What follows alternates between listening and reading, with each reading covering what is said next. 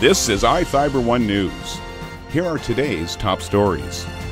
Ephrata Parks and Recreation Department has opened registration for the 2017 community garden growing season. A toddler bites an infant in the face at a daycare center, leading the baby's mother to ask, how did that happen? Bertha, the boring machine drilling a tunnel under downtown Seattle, is scheduled to reach its final destination near the Space Needle this week. From the iFIBER 1 newsroom, this is iFIBER 1 News, and it starts now.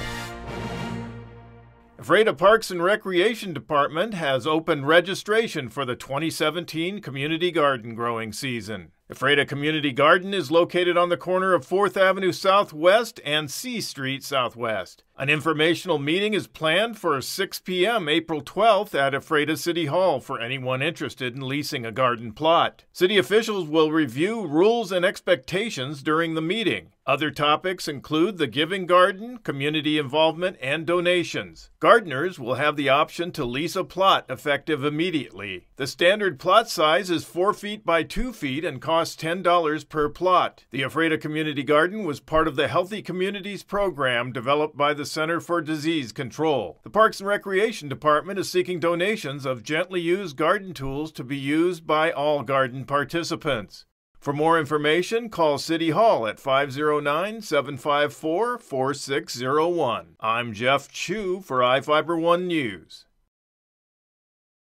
My first thoughts were, how does that happen? But my secondary thoughts were, you know, kids are kids, they bite sometimes. I mean, maybe this isn't a big deal. The pictures itself didn't really show the full extent of the bruising because it hadn't surfaced yet.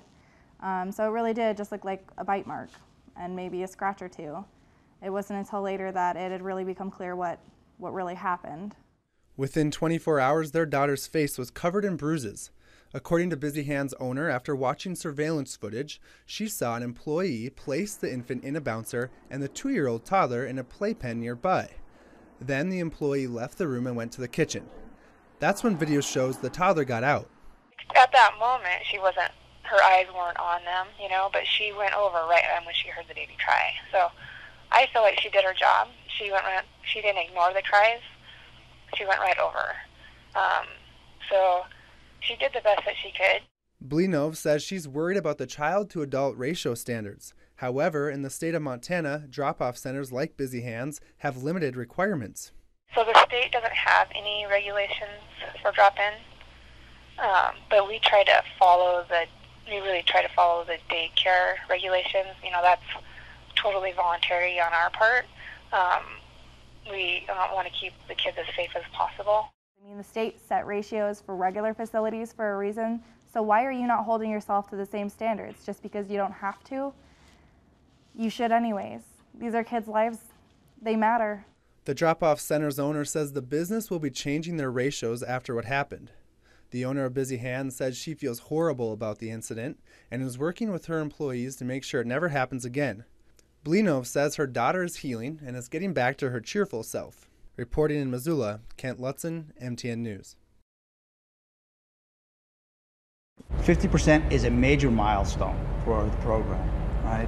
But I do not want to distract that there's 50% to go. That was back in October when Bertha had just made her way past Pike Place. She was back on schedule after a major breakdown stalled the 330-foot drilling machine for 2 years. Everything's going according to plan. As we've been going up First Street, almost zero ground movement. According to plan, words that many have mocked. They tell you it's going to open in 2015 and now it's 2019, so what's that mean, 2022? After Bertha's delay cost commuters 2 years and $480 million. But it's also been one of the trickiest undertakings ever attempted, with at the time the world's largest drill facing every type of soil. Machines capable of handling all the ground conditions that we've encountered so far. That update was in December, and the statement has held true for the last 4 months. In fact, Bertha is averaging 29 feet a day, putting her ahead of schedule to punch through at 6th and Harrison sometime this week. The machine will basically come into here, sit on the cradle. 10 stories underground near the Space Needle, where 600 workers will spend 4 to 5 months disassembling the same machine they ran for nearly 4 years.